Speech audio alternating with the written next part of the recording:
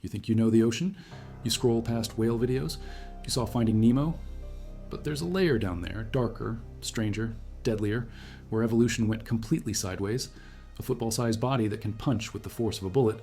Eyes bigger than your head scanning pitch darkness. Venom that stops your heart in 2 minutes. These aren't movie monsters. They're documented. They're measured. They're hunting right now. 7 creatures. 7 capabilities that rewrite what's possible in water. Which one makes apex predators turn around? What lives where there's almost no oxygen? Why does one imitate 18 different animals? Let's pull back the surface and see what actually lives down there. If you value documented ocean science like this, subscribe. It's the best way to support our work. Also comment from which city you're hearing this from.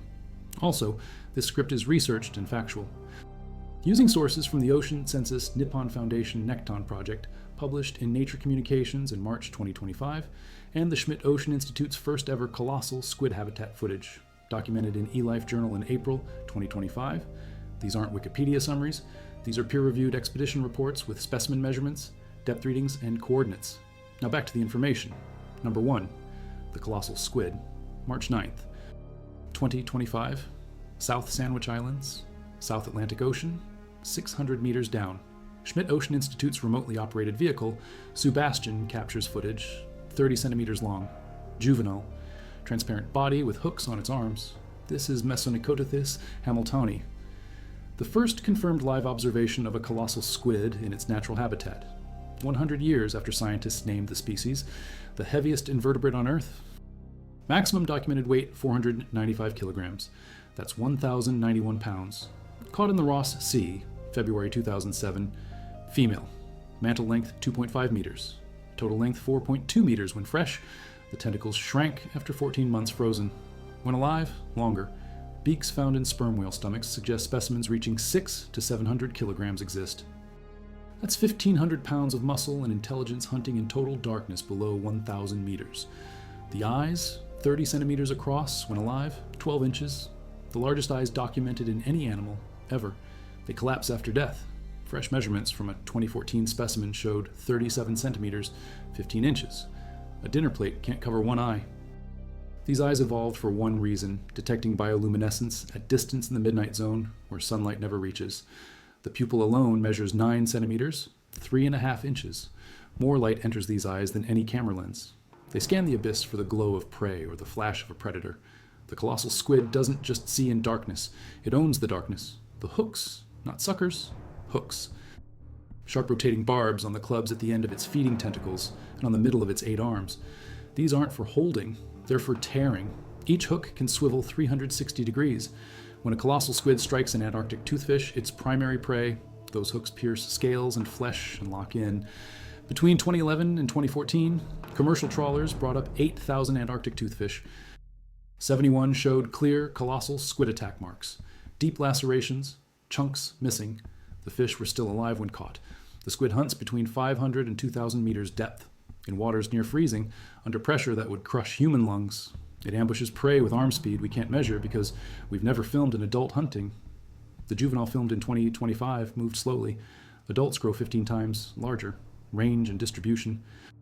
Circumantarctic. Southern Ocean from the Ross Sea to the Weddell Sea. North to southern South Africa, southern South America, southern tip of New Zealand.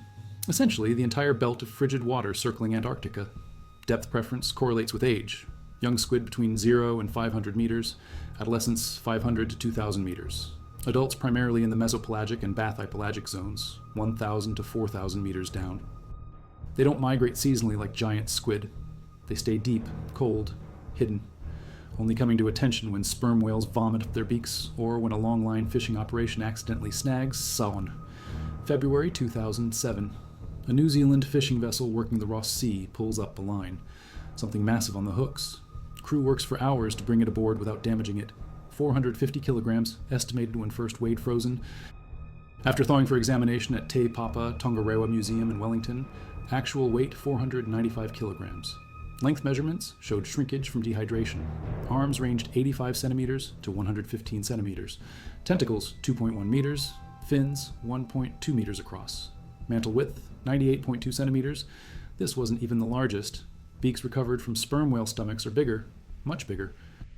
Estimates based on beak-to-body ratios suggest specimens twice this weight hunt the Southern Ocean trenches right now.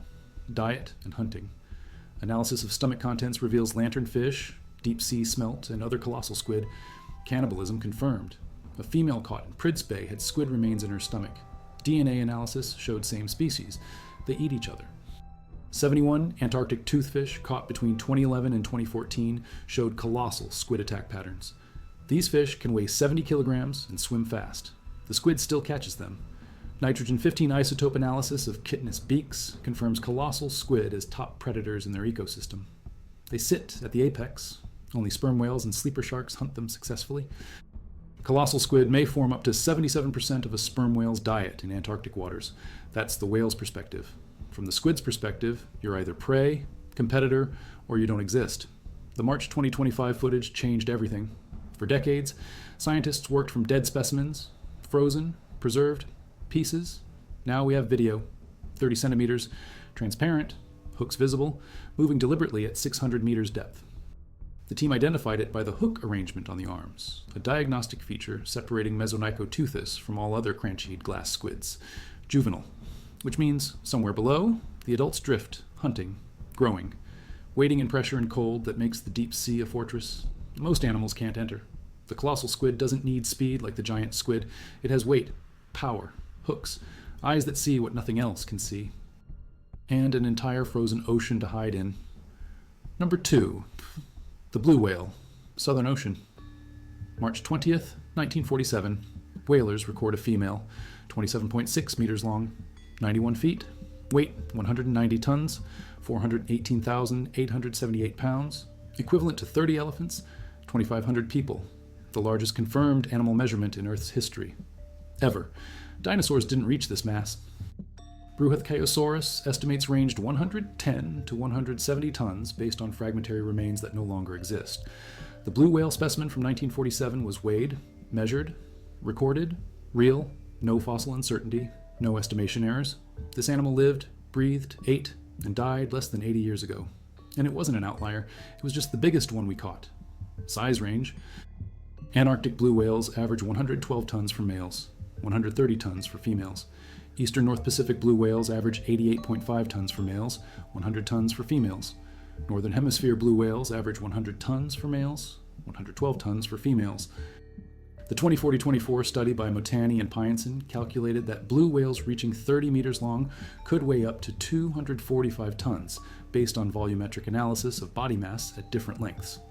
The International Whaling Commission database reports 88 individuals longer than 30 meters. One measured 33 meters, 108 feet, caught at a South Georgia whaling station in 1909, female. Longest confirmed measurement in cetacean records, the heart, 180 kilograms, 400 pounds, the largest heart in any animal, size of a small car, 4 chambers pumping blood through vessels wide enough for a human child to crawl through, heart rate at rest 4 to 8 beats per minute, during a dive 2 beats per minute, when surfacing after deep, feeding 37 beats per minute to flush metabolic waste and reload oxygen. Blood volume estimated at 7,000 liters in a large individual. The aorta measures 23 centimeters across, 9 inches. Blood pressure high enough to support a 30-meter column of living tissue means specialized arterial structure. The heart muscle cells themselves are enormous, necessary to generate force across such distances. The tongue, 3 tons, 6,000 pounds, heavier than an adult elephant. The mouth can engulf 80,000 liters of water in a single gulp, 21,000 gallons. Throat pleats expand like an accordion. When feeding, a blue whale accelerates toward a krill patch at 20 to 22 miles per hour. Mouth opens. Water floods in. The entire body balloons. Then the tongue 3 tons of muscle pushes upward, forcing water through baleen plates lining the upper jaw, 400 plates per side, made of keratin, fringed like a broom. The baleen traps krill, water exits, krill stays.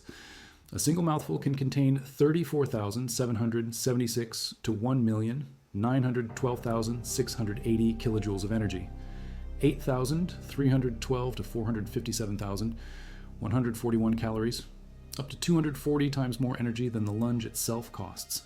The math works. That's why blue whales exist at this size. Daily consumption.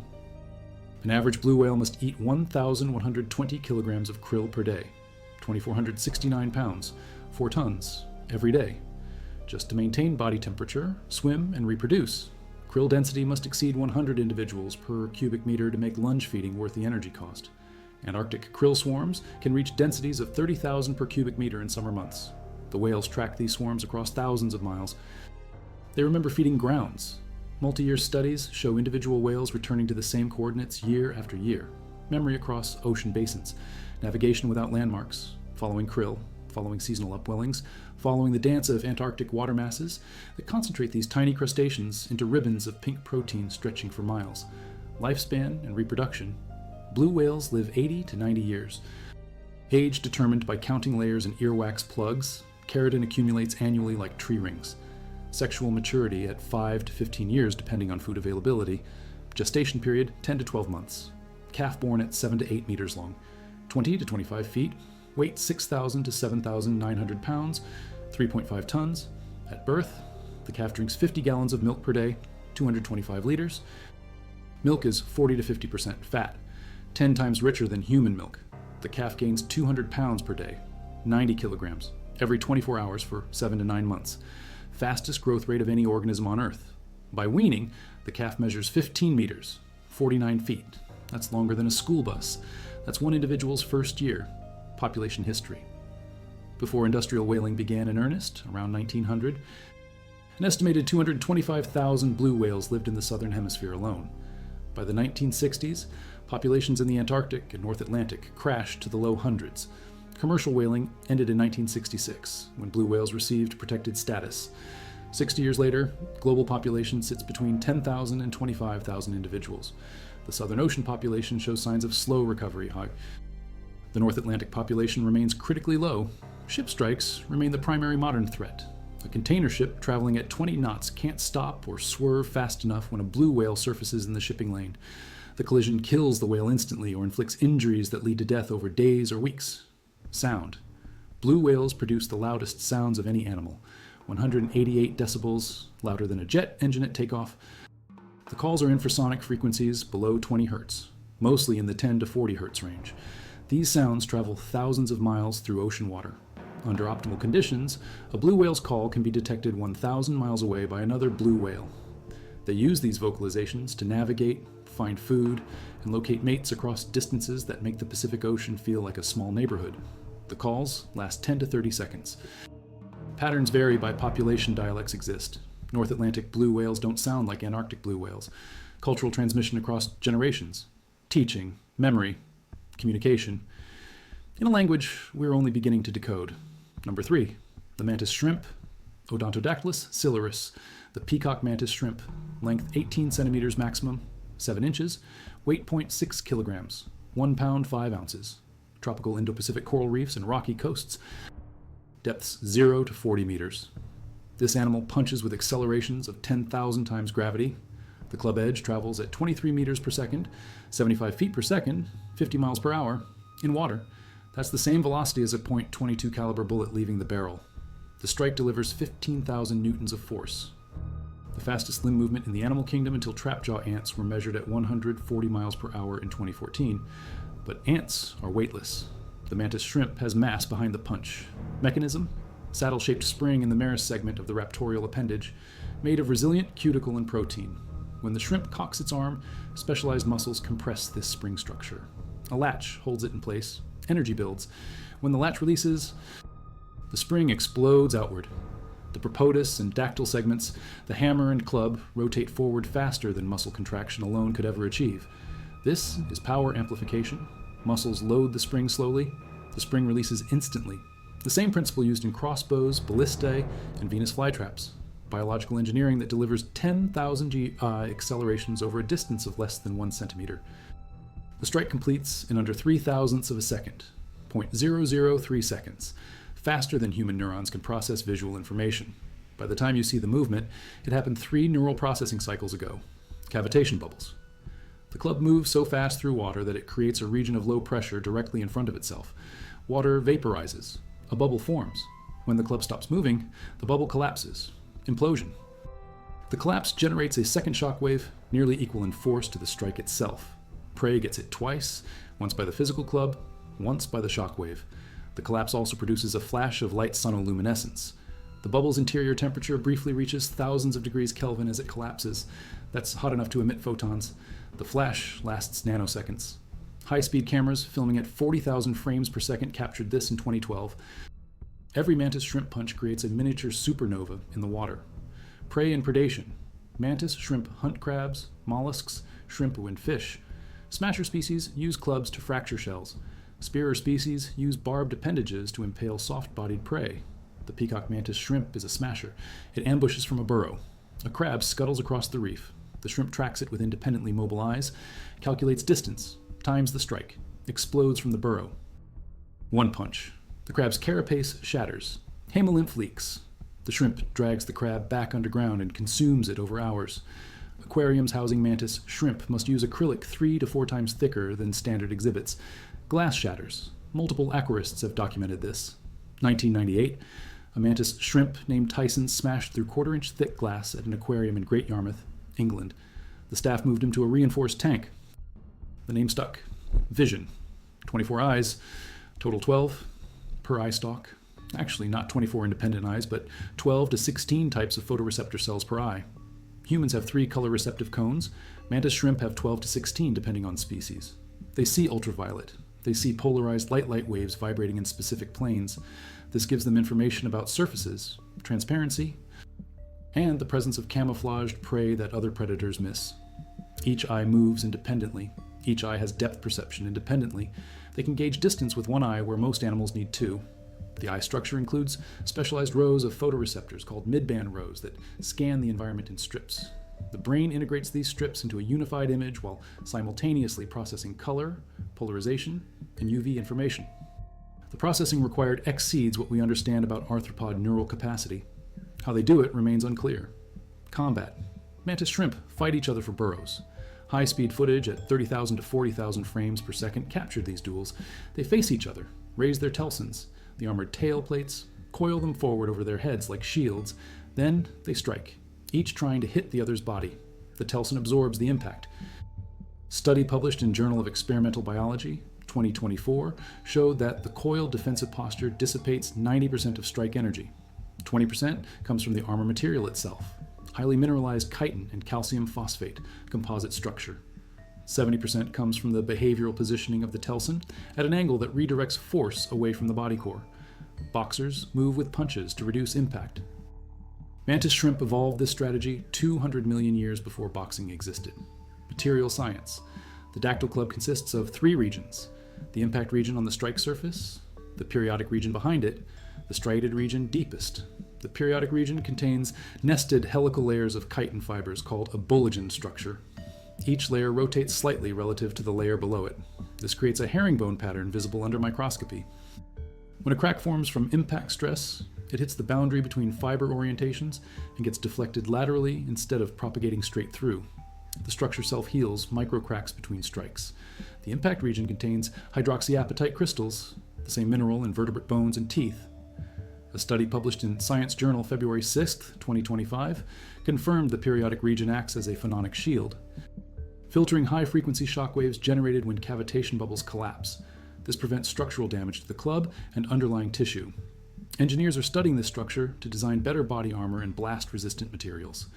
Number 4, the box jellyfish, Chironex fleckeri, Australian box jellyfish, class Cubozoa. 51 known species of box jellyfish worldwide. Chironex fleckeri is the largest and most venomous, bell diameter up to 30 centimeters, 12 inches, tentacles up to 3 meters long, 10 feet. Each corner of the bell has a cluster of tentacles, 15 per corner, 60 total. Each tentacle has approximately 500,000 cnidocytes, stinging cells. Each cnidocyte contains a nematocyst, a microscopic harpoon filled with venom. Touch the tentacle, the nematocysts fire. 30 million microscopic harpoons inject venom in less than 1 second. The venom contains over 170 toxin proteins. Median lethal dose 40 micrograms per kilogram, the most potent marine toxin documented. Mortality. At least 67 confirmed deaths in Australia from 1884 to 2021. All deaths occur within 5 minutes of sting, probably secondary to direct cardiac toxicity, 2 to 5 minutes. That's how long between initial sting and cardiac arrest if the contact area is large enough and no treatment occurs. The venom causes cells to become porous. Potassium leaks out of cells. hyperkalemia, extracellular potassium concentration rises, cardiac muscle depolarizes, arrhythmia, ventricular fibrillation, arrest, the victim doesn't bleed out, doesn't suffocate, the heart just stops conducting electrical signals. University of Hawaii research in 2011 showed that the venom proteins disrupt red blood cell membranes and interfere with sodium-potassium pumps that maintain cellular electrical gradients. CRISPR screens published in Nature Communications. April of 2019 identified ADP2B1A calcium transporting protein as a host factor required for venom cytotoxicity. Block ATP2B1 and the venom can't kill cells. That discovery led to development of a potential antidote using cholesterol-inhibiting drugs. Lab tests showed the antidote worked up to 15 minutes post-exposure in mice. Human clinical trials haven't started yet.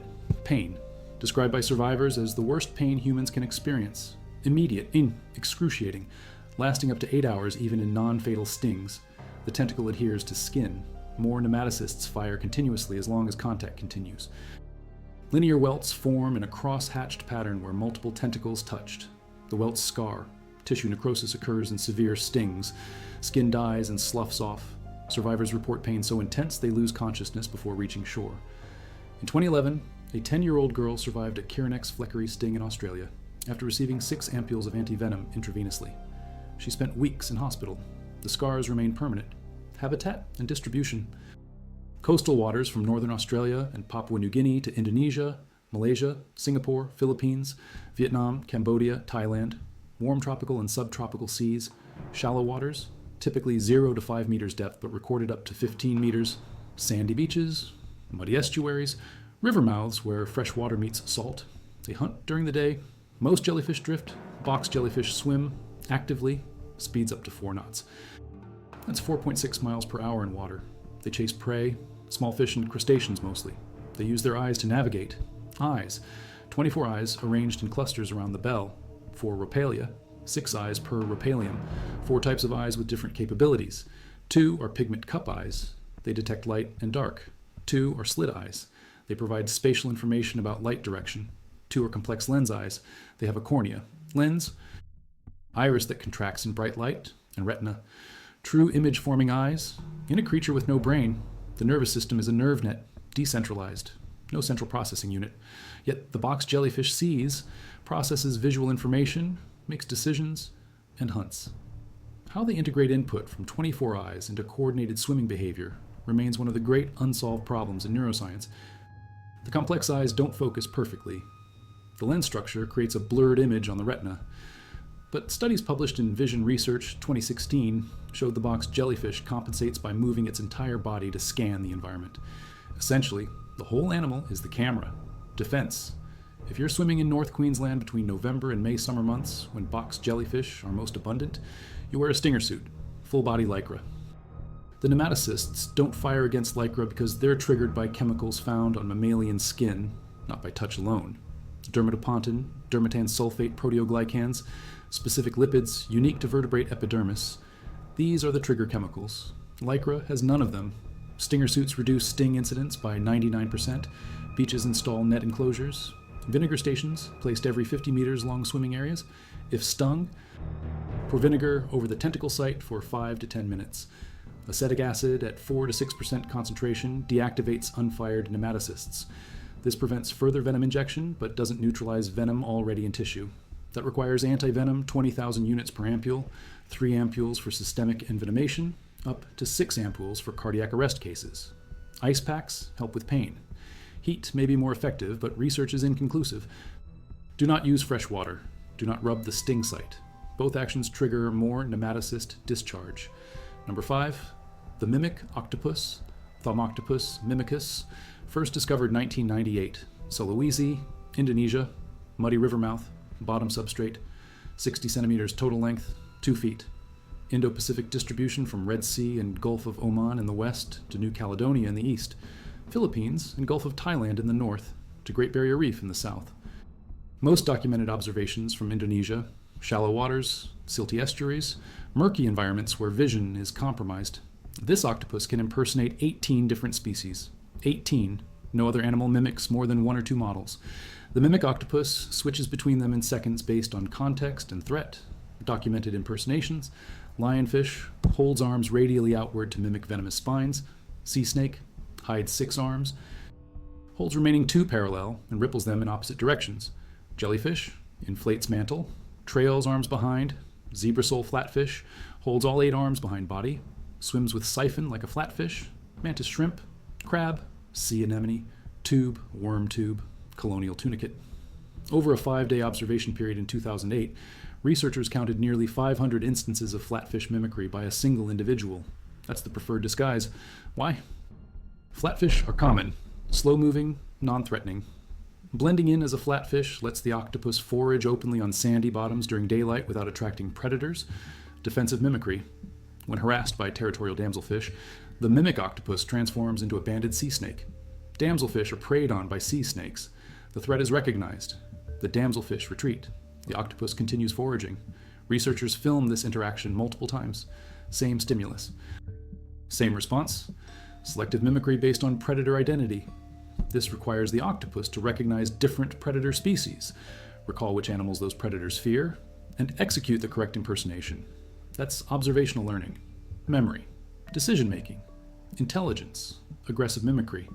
The mimic octopus also uses mimicry to hunt. It impersonates a female crab. Males approach. The octopus strikes. Prey becomes meal. Deception as a hunting strategy. This separates the mimic octopus from passive camouflage artists. It's not hiding. It's lying. Actively. Intentionally. With outcome prediction, brain structure. Octopus brains contain approximately 300 million neurons. Distributed. Each arm has its own neural network. 50 million neurons per arm. The arms can solve problems independently. In lab settings, one arm can open a jar, while another arm investigates a different puzzle. Simultaneous parallel processing. The central brain coordinates but doesn't micromanage. Decision-making is semi-autonomous at the limb level. This allows rapid response to threats. If a predator grabs one arm, that arm can detach and continue moving, distracting the predator while the rest of the octopus escapes. The lost arm regenerates over weeks. This is why intelligence in cephalopods looks alien. It's not centralized hierarchical processing like mammal brains. It's distributed, networked processing. Each module handles local decisions, the whole coordinates when necessary, color change mechanics, chromatophores, pigment-filled sacs in the skin controlled by radial muscles. When muscles contract, the sac expands and the pigment spreads across a larger area, changing visible color. When muscles relax, the sac contracts back to a tiny dot, 3 layers of chromatophores containing different pigments, brown, red, yellow. Below them sit iridophores and leucophores that reflect light to create blues, greens, whites. The octopus can alter each chromatophore individually, thousands of them, across the entire body. In under 1 second, the control is neural direct nerve signals to each muscle. No hormones involved. Instant response. The skin also has papillae raised bumps that change texture from smooth to spiky. Full transformation from smooth octopus to bumpy venomous creature happens in under 2 seconds. Lifespan. Likely 9 to 12 months, based on comparison to similar shallow water octopus species, like Macrotritopus diffilippi, which also inhabits sandy bottoms. Short-lived, fast development, single reproductive cycle. After mating, the male's specialized arm, the hectocotylus, detaches and remains in the female's mantle. The male dies within days. The female lays eggs, guards them, stops eating, dies shortly after they hatch. The hatchlings are planktonic at first, drifting in open water, vulnerable. Then they settle to the bottom and begin hunting, learning, mimicking. They have no parental instruction. Everything is trial, error, observation, survival. Those that learn fast live, those that don't become prey. Number 6, the anglerfish. Serratioid suborder, 167 species, 11 families, bathypelagic zone, 1,000 to 4,000 meters depth, midnight zone, 0 sunlight, pressure 70 to 400 atmospheres, temperature 2 to 4 degrees Celsius, the most spacious vertebrate taxon in the bathypelagic zone. Female anglerfish have a bioluminescent lure projecting from their heads. The Esca, filled with bacteria. Genus Enterovibrio, species Luxaltis and Escacola. These bacteria produce light. The anglerfish doesn't. It farms the bacteria. Provides nutrients. The bacteria glow. Blue-green wavelength, 490 nanometers. In pitch darkness, this light attracts prey. Small fish, shrimp, squid. They approach, curious, hungry, mistaking the lure for food. The anglerfish has the widest gape-to-body ratio in the ocean. Mouth opens. Suction engulfs prey. Hinged teeth prevent escape. Meal over and under 1 second. Bacterial symbiosis. Anglerfish larvae don't have bioluminescent bacteria. They acquire them from the environment. Ocean water at mesopelagic depths, 500 to 1,000 meters, contains free-living enterovibrio populations. As the larval anglerfish matures and develops the esca, it collects bacteria. How? Unknown.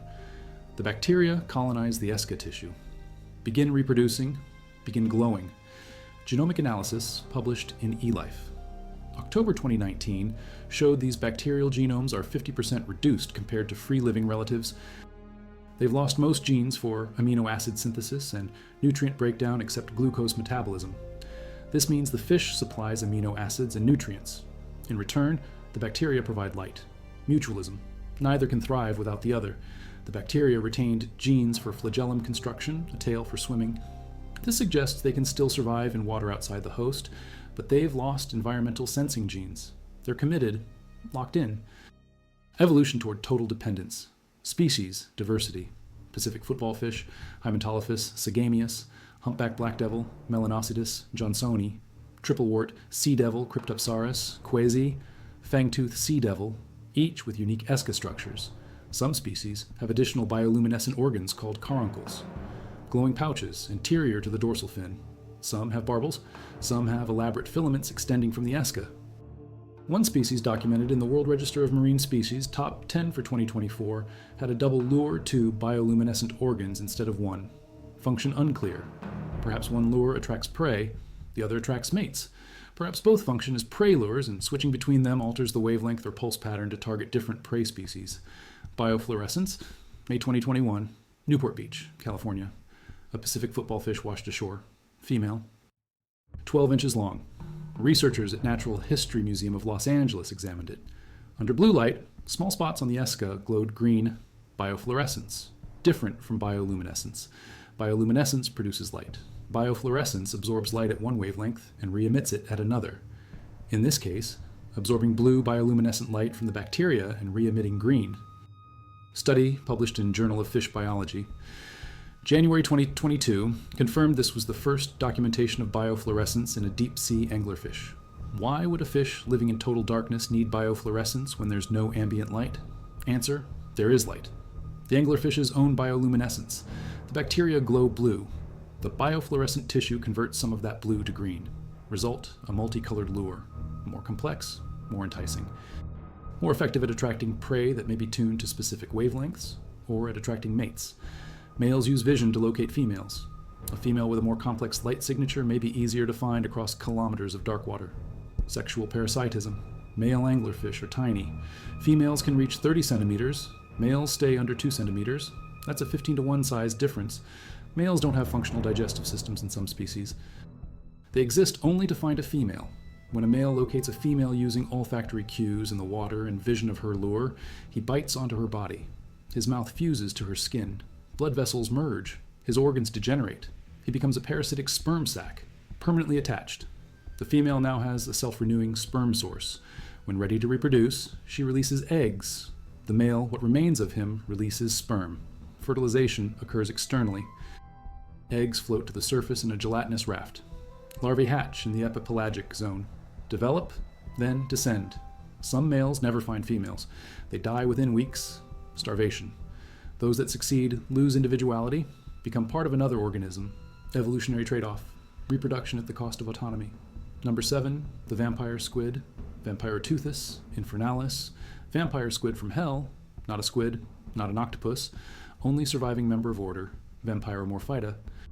Phylogenetic relict. First described 1903. German teuthologist Carl Chun. Valdivia expedition. Length 30 centimeters maximum. 12 inches. Weight negligible. Lives 600 to 1200 meters depth. Oxygen minimum zone. Dissolved oxygen concentration as low as 0.5 milliliters per liter. Most marine life requires at least 3 milliliters per liter.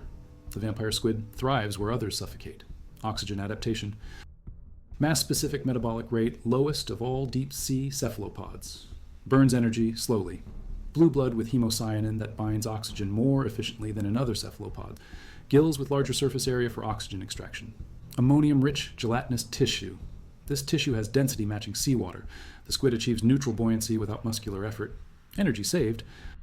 The ability to survive in oxygen minimum zones protects the vampire squid from apex predators, sharks, seals, whales, that need high oxygen environments. The vampire squid lives in a refuge, a dead zone for others, a sanctuary for it. Eyes, largest eye-to-body ratio of any animal. Each eye diameter equals 15% of mantle length. In a 30-centimeter individual, eyes measure 4.5 centimeters, 2 inches, proportionally massive, blue or red depending on light angle. These eyes detect bioluminescence at extreme distances, signs of prey aggregations, predators, potential mates. The optic lobes of the brain are also enlarged. Huge investment in vision. In a habitat with no sunlight. Why? Because everything down there glows. Bioluminescence is the language of the deep. Reading that language is survival, defense mechanisms. No ink sac. Ink is useless where there's no light to obscure. Instead, defense posture. When threatened, the vampire squid curls its 8 arms outward over its head. Cape-like webbing between arms exposes rows of spines. Looks larger, hostile. The underside of the cape is heavily pigmented, concealing the body's photophores. The glowing arm tips cluster together far above the head. Predator focuses on the lights, bites, gets a mouthful of arm tips. The tips regenerate. The squid escapes. If highly agitated, if the defensive posture fails, the vampire squid ejects bioluminescent mucus from its arm tips, a sticky cloud of glowing particles, innumerable blue orbs spreading in all directions. The predator sees hundreds of targets. Can't distinguish the squid from the decoys. The display lasts up to 10 minutes. The squid disappears into black water. The mucus eventually dissipates, but regenerating it is metabolically expensive. This defense is last resort. The vampire squid uses it only when death is imminent. Diet, marine snow, dead plankton, feces, mucus, organic particles falling from the productive upper ocean layers to the abyss. The vampire squid doesn't hunt, it scavenges. 2 long retractile filaments deploy from between the first 2 pairs of arms. These filaments are sticky, covered in fine hairs made of sensory cells. They detect chemical signals from falling particles. The squid floats motionless in the water column, filaments extended, waiting. When particles adhere to the filaments, the squid retracts them, wipes the debris off with its arms, packs it into balls using mucus from its suckers, passes the ball to its beak, swallows, then redeploys the filaments and waits again. Energy efficient, no pursuit, no predation, just patience. In an environment where food is sparse, this strategy works. A study published in Marine Ecology Progress Series 2012 confirmed that stomach contents contained zooplankton remains, crustacean fragments, and fecal pellets. No evidence of active predation. A scavenger, gentle, slow, patient. Nothing like its name suggests. Reproduction, likely slow. K-selected strategy, few offspring, large eggs. Female vampire squids may undergo over 20 reproductive cycles in their lifetime. Most cephalopods reproduce once and die. The vampire squid reproduces repeatedly. Lifespan potentially 8 to 10 years, 3 times longer than shallow water octopuses. Energy investment per reproductive event is low. A few large eggs each time. The eggs are opaque, 8 millimeters diameter. They float in the midwater, develop, hatch. The larvae are planktonic initially. Then they descend, find the oxygen minimum zone, settle into a life of floating, filtering, surviving. No parental care, no teaching. Pure instinct and adaptation. December 2024. Scientists announced over 866 new marine species documented in 16 months of ocean census expeditions. Schmidt Ocean Institute reported 100 new species from a single seamount off Chile's coast. First colossal squid habitat footage, first glacial glass squid footage, new gastropods with venom that may treat cancer, new sea stars thriving near hydrothermal vents, new limpets at 10,000 feet depth in Norwegian Greenland Sea, new guitar shark off Tanzania, new pygmy pipe horse off South Africa, 4 centimeter total length. The ocean covers 71% of Earth's surface. We've explored less than 5% of it. 2/3 of marine species remain undiscovered. The creatures we've documented, the ones in the script, are the ones we happen to find. Film, measure, name, what else is down there? What lives past the crushed depth of our submersibles? What hunts in trenches we can't reach? What glows in the Hadal zone where pressure exceeds 1,000 atmospheres? The mimic octopus wasn't discovered until 1998. Sulawesi, bottom of a muddy river mouth. Right there. 60 centimeters of evolutionary brilliance hiding in plain sight for millennia. How many more like it exist? The colossal squid remained legend kraken, sea monster, sailor's tail until a juvenile specimen washed up in Antarctica in 1925. Even then, scientists didn't have live footage until March 9th, 2025. 100 years? Between first specimen and first habitat observation, what else waits that long? The vampire squid was described in 1903, but its diet wasn't confirmed until 2012. 109 years of assumptions. Then someone watched it feed. Marine snow, not blood. The name is wrong. How many names are wrong? How many behaviors are we guessing at? New Caledonia and Vanuatu waters. 2025. Ocean census expedition. 100 turrid gastropods discovered. Venomous snails. Harpoon-like teeth inject toxins. Related species already contributed to chronic pain treatments. Potential for cancer therapies. One snail, one venom protein, one medical breakthrough. Multiply that by 2/3 of undiscovered marine species. The pharmacy is down there. The solutions to diseases we can't cure yet are swimming, drifting, hiding in coral, buried in sediment. We just haven't looked. Seamounts off Chile. Schmidt Ocean Institute, January 2024. 1 month of exploration. 100 species. Ancient corals, glass sponges, Dumbo octopuses, siphonophores, squat lobsters, brittle stars. The seamount rises 3,100 meters from the seafloor, 2 miles. The summit sits 1,450 kilometers off Chile's coast, 900 miles. No one had surveyed it before January 2024. It was there the whole time, thriving. Ecosystems older than recorded human history. Untouched, unknown, now documented, but not protected, not yet. The seamount sits in international waters. No jurisdiction, no enforcement. High seas fishing can strip it bare. Deep sea mining can obliterate it. Between discovery and destruction, the window is small. The box jellyfish kills in 2 to 5 minutes.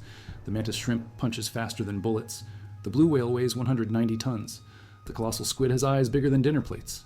The mimic octopus becomes 18 animals. The anglerfish farms bacteria that glow. The vampire squid survives where oxygen doesn't exist. These aren't edge cases. These are successful species.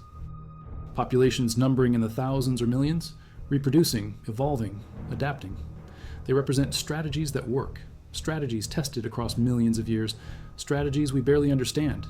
The ocean isn't a museum, it's a laboratory, active, ongoing, running experiments we didn't design, producing results we can't predict, and we're just starting to read the data. Antarctic Peninsula. Ice core analysis from George VI. Ice shelf, February 2025. Schmidt Ocean Institute expedition examining seafloor after a Chicago-sized iceberg calved off. Scientists document glacial glass squid Galiteuthis glacialis. First confirmed footage. 687 meters depth. Transparent body. Cockatoo posture arms held loosely above head. The squid positions itself this way continuously. Why? Unknown. Camouflage, sensory posture, display. We filmed it. We recorded depth. We identified species. But we don't know why it does what it does. That's where we are. Documentation without full understanding, names without stories, images without context. The ocean gives us pieces. We assemble them slowly. Each expedition adds fragments.